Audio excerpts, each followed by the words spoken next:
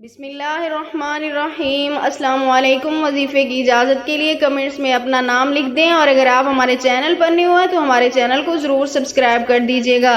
آج جو میں آپ کی خدمت میں عمل لے کر حاضر ہوئی ہوں، یہ دولت میں برکت کے لیے، پیسوں میں برکت کے لیے مجرب ترین عمل ہے۔ اگر آپ بھی چاہتے ہیں کہ آپ کے پیسوں میں برکت ہو، دولت میں برکت ہو، یا آپ کے پاس بالکل پیسے ہے ہی نہیں اور آپ چاہتے ہیں کہ آپ کو غیب سے پیسوں کی مدد حاصل ہو، ارجنٹ آپ کو پیسے مل جائیں، تو آپ صرف ایک بار سر سجدے میں رکھ کر یہ ایک عمل کر لیں۔ انشاءاللہ تعالی آپ کے دل میں جو بھی مراد ہوگی، سر اٹھانے سے پہلے اللہ پاک پوری فرمائیں گے۔ تو عمل آپ نے کچھ اس طرح کرنا ہے۔ یہ عمل آپ نے تہجد کے وقت کرنا ہے، یعنی تہجد کے ٹائم آپ نے رات کو اٹھ کر یہ عمل کرنا ہے۔ سب سے پہلے آپ نے تہجد کی نماز پڑھنی ہے، اس کے بعد آپ نے کوئی نفل، کوئی نماز نہیں پڑھنی، صرف آپ نے سر سجدے میں رکھ کے یہ عمل کرنا ہے۔ اس سے پہلے آپ نے بیٹھ کر 11 مرتبہ درود پاک پڑھنا ہے، اور اس کے بعد آپ نے سر سجدے میں رکھنا ہے، اور 3 مرتبہ آپ نے پڑھنا ہے یا ذل جلالی والاکرام، یا ذل جلالی والاکرام 3 مرتبہ آپ نے پڑھنا ہے، اور اس کے بعد آپ نے وہیں سر سجدے میں رکھے ہوئے